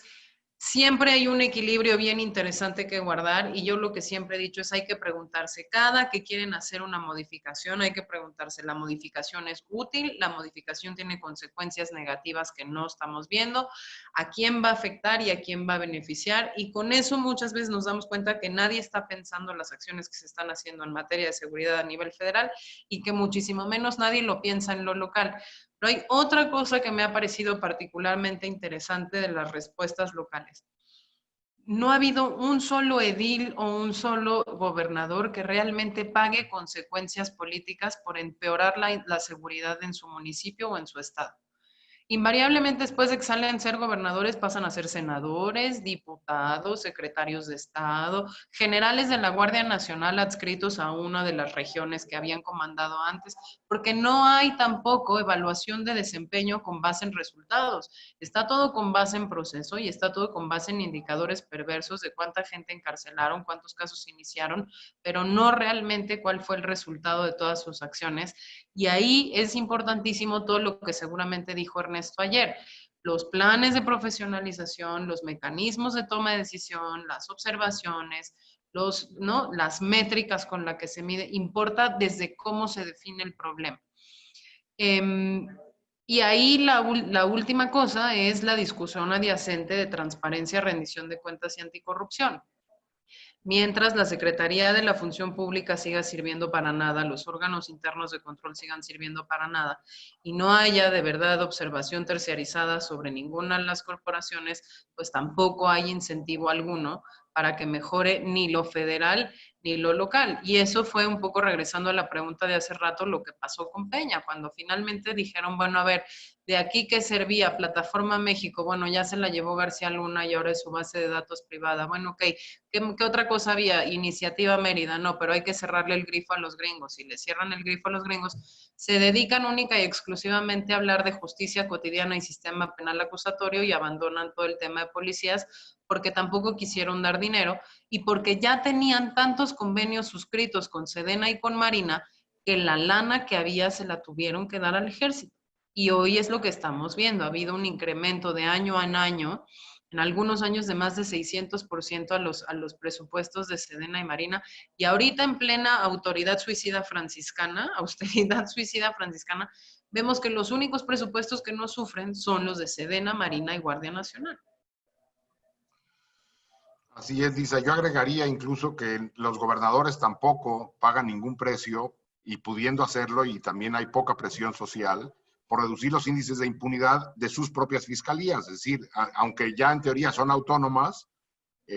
vamos, todo el asunto presupuestal en las fiscalías, la capacitación, todo eso, tampoco hay nada. No es de que haya habido un gobernador que mágicamente o con gran trabajo haya reducido los índices de impunidad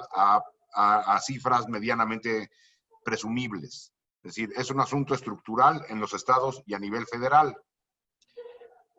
Hacen una pregunta sobre cuál es tu opinión sobre las policías comunitarias. Digo, evidentemente el caso de Cherán es el emblemático, pero hay muchos otros en el país sobre una posible solución al tema de seguridad. Y la otra es, en estos momentos del confinamiento, ¿hay manera de hacer resistencia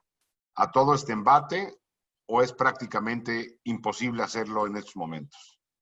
No, yo creo que más que nunca no solo es posible, sino necesario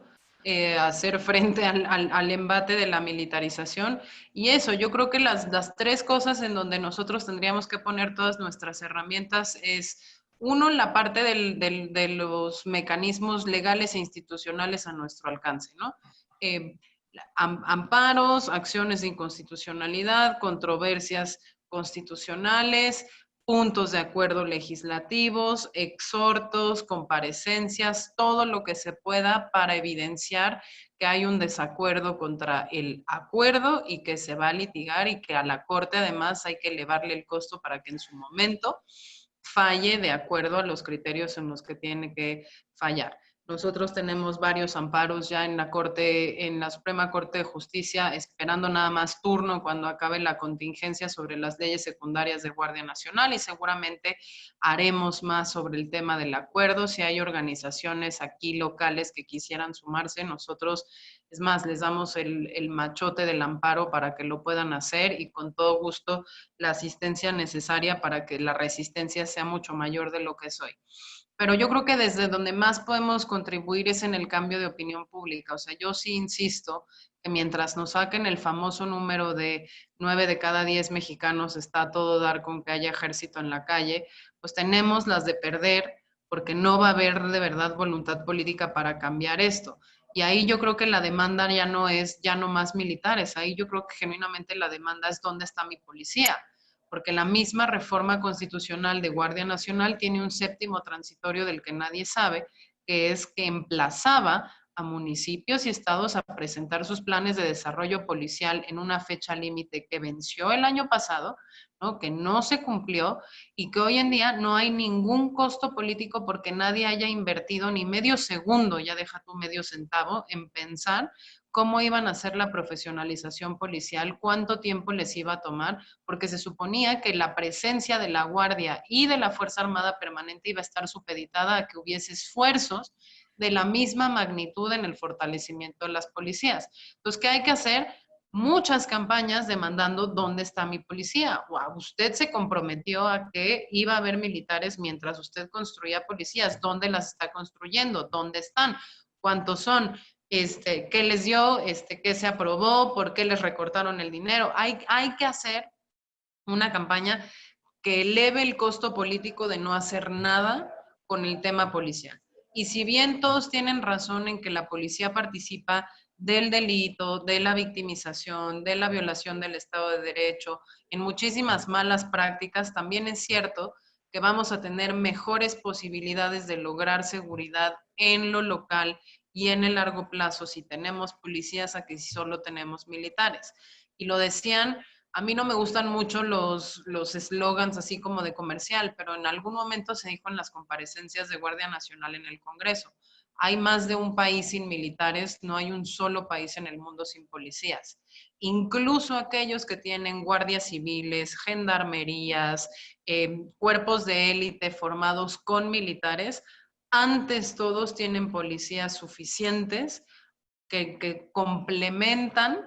a los que complementan los cuerpos mixtos o militarizados. Ninguno tiene solo el cuerpo militarizado con un mandato tan amplio como el que se le dio a la Guardia o el que se le da a la Fuerza Armada Permanente. Y sobre el tema de la Policía Municipal de Cherán, yo creo que todas las buenas prácticas a nivel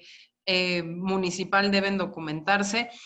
A nosotros siempre nos ha gustado más la versión más institucional porque creemos que la obligación de la seguridad es una obligación del Estado y no debe recaer necesariamente sobre las manos de la ciudadanía o la comunidad, de manera que cuando la propia comunidad tiene que hacer sus policías es porque hay algo horrible que no está funcionando con el Estado. De todos modos deben observarse cuando las condiciones de espacios rurales con usos y costumbres y demás, de alguna manera posibiliten más ese tipo de modelo que los otros. Pero hay policías bien interesantes que además han estado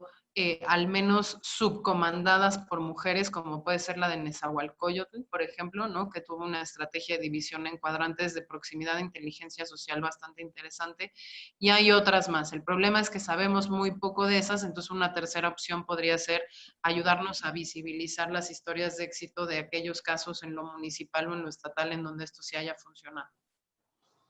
La última, Lisa, preguntan, en lo que se construyen las policías, ¿cuál tendría que ser la ruta? Hay tres cosas que nosotros proponemos. Uno, de verdad que se estén construyendo las policías, porque muchas veces decimos, bueno, en lo que, pero el qué nunca sucede, entonces terminamos exactamente en el mismo lugar en el que estamos. Entonces, sí, un plan de inversión fuerte en temas de infraestructura,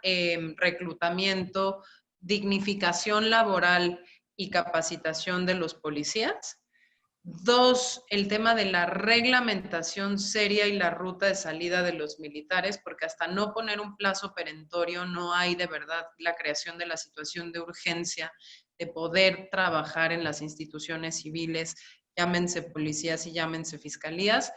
que tiene que tener no solo fechas, sino tiene que tener condiciones de participación cada vez más restrictivas, de manera que cada vez las funciones que vaya dejando el ejército las tome la policía y no se creen vacíos en el medio que sean oportunidades criminales no previstas. La otra es el tema, por supuesto, de la reglamentación de la utilización de las Fuerzas Armadas, y la otra es el tema del abatimiento de los índices de impunidad por la vía también del fortalecimiento de las fiscalías, pero no desde el punto de vista de los diseños legales, sino ya más bien de la operación. Nosotros estamos diseñando un proyecto, si a alguien le interesa de pronto rebotar ideas y colaborar, que se llama Brechas entre capacitación y capacidad, en donde lo que estamos viendo es que pues sí hay mucha capacitación siempre de policías, fiscales, ministerios públicos, defensores, asesores jurídicos, pero esa capacitación parecería ser pues un poco como los 5 minutos de brillantez de alguien sobre los 3 temas que se le ocurrió al jefe, ¿no? Hoy vamos a tener capacitación de perspectiva de género, mañana vamos a tener capacitación sobre limpiado de patrullas y pasado mañana vamos a tener capacitación sobre derechos humanos, pero nunca es una capacitación basada en el enfoque competencial, es decir, cuáles son las acciones que yo ejecuto diario y que me van a enseñar realmente a ejecutarlas, como no regarla en el llenado del informe policial homologado o como cómo comparecer frente al Ministerio Público cuando se me llama al momento de iniciar una carpeta de investigación o al momento de hacer una audiencia de vinculación a proceso. Entonces son más bien las competencias que necesita cada persona y cuáles son los planes de capacitación que necesitaríamos para llegar ahí, es un poco en lo que estamos trabajando. Más legaloide y más completa, la ruta de salida la tenemos en el sitio de seguridadsinguerra.org, por si a alguien le interesa consultarla completa. Entonces, preguntan dónde te pueden contactar a través de la página de México Unido contra la Delincuencia. Sí, y en Twitter, @MUCD o @LizMaryBaby, y por la página de MUCD, ahí hay, mi correo es lisa@mucd.org.mx. Pues Lisa, muchas gracias. Creo que ha sido una gran exposición. De veras, aprecio que hayas hecho un espacio en tu complicada agenda de estas semanas. Muchas que hayas estado acá y ojalá que todo esté bien. Muchísimas gracias a todos y fue un placer verles, aunque sea los nombres con sus micrófonos en mute. Bueno, y nos vemos el martes. Les recuerdo que las sesiones van a quedar subidas en la página de YouTube de la Cátedra Mandela. Y el martes nos vemos acá con Luis Daniel Vázquez, que va a estar hablando sobre los derechos económicos, sociales y culturales, que seguramente serán un tema central en las discusiones ya ahora y en el mundo de la post-pandemia. Nos vemos el próximo martes y mil gracias, Lisa. Gracias a ustedes. Chao.